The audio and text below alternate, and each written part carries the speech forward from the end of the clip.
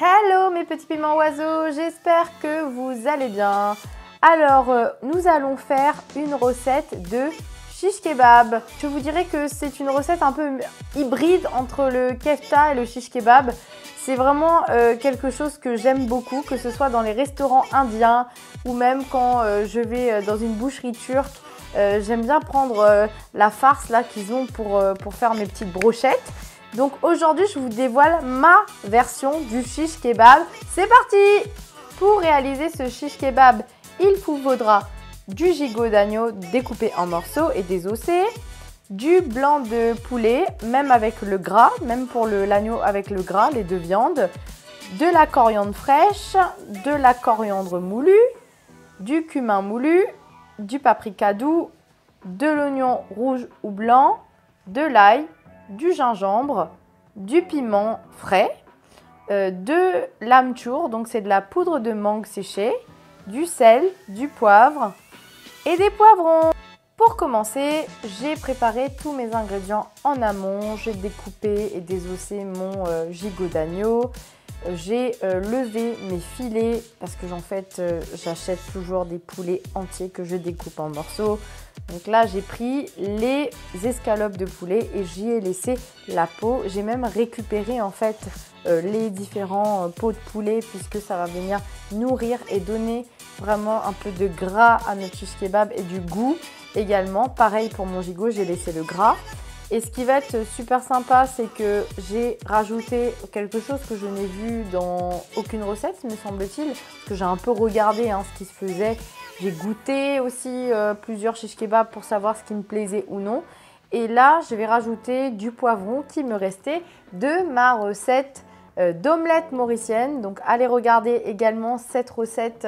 Je suis sûre qu'elle vous a plu. Et si vous ne savez pas quoi faire du reste de poivron, c'est une recette dans laquelle vous pourrez l'utiliser. Et là, en fait, on va tout mettre dans ce fameux robot, ce robot qui est sentimental et dont je ne peux me séparer puisque c'est un cadeau. C'est mon premier robot quand j'ai commencé à cuisiner.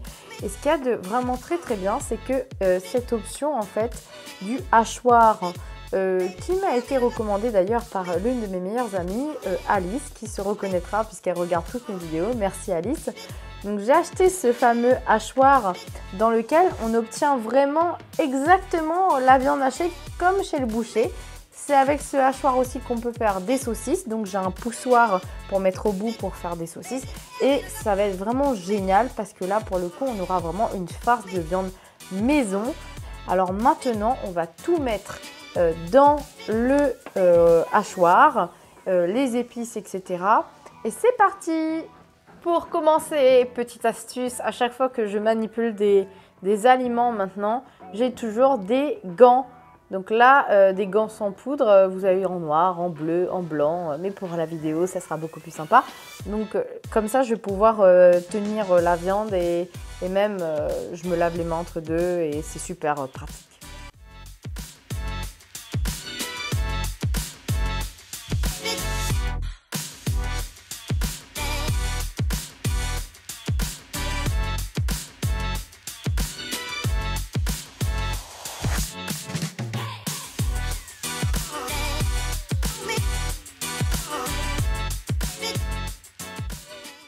Maintenant que tout est broyé, donc tout a fini de hacher, là vous pouvez voir que tout est en petits morceaux. Moi j'aime bien quand c'est comme ça. Je vais pouvoir ajouter les épices. Donc là on a paprika ou piment doux d'ailleurs.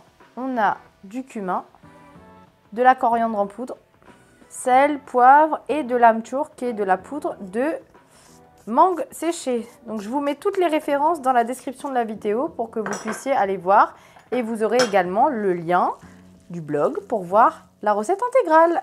Donc là, on mélange bien le tout. Vous voyez l'importance des gants à ce moment-là.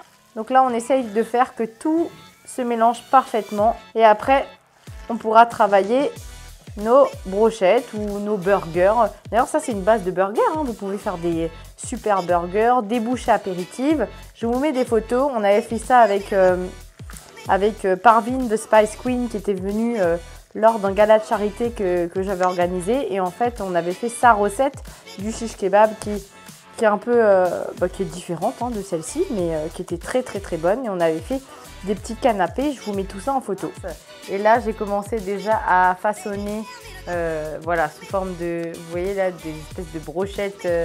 Donc là, alors, ma farce est un petit peu plus humide. Ce n'est pas bien grave, puisque si vous laissez la farce au moins 2 heures au frais, même un peu plus, hein, même toute une nuit, hein, pour que les saveurs se diffusent, etc., vous verrez qu'elle se refigera.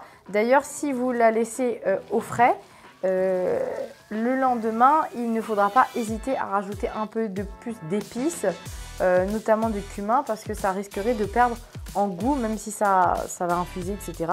Donc là, j'ai déjà préparé quelques-uns parce qu'on va faire un barbecue. Comme ça, je vais les mettre à cuire tout à l'heure. Je vais les laisser reposer au frigo. Pour le reste, vous pouvez les façonner comme ceci, comme des burgers. Voilà, ça peut faire un menu différent. Ou alors, vous pouvez tout simplement l'utiliser aussi comme une farce pour vos prochaines préparations, des courgettes farcies, des aubergines farcies. Ça peut vraiment faire l'objet de tellement de plats en fait.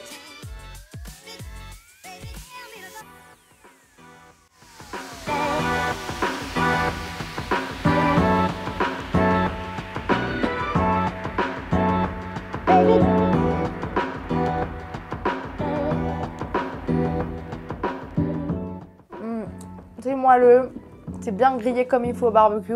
On sent vraiment tous les parfums des épices. Bon, je dois vous laisser parce que on doit aller attaquer tout ça. En tout cas, n'oubliez pas de me mettre un pouce, de vous abonner à ma chaîne et surtout, retrouvez la recette dans la description de cette vidéo et également sur mon blog. À très bientôt mes petits piments oiseaux.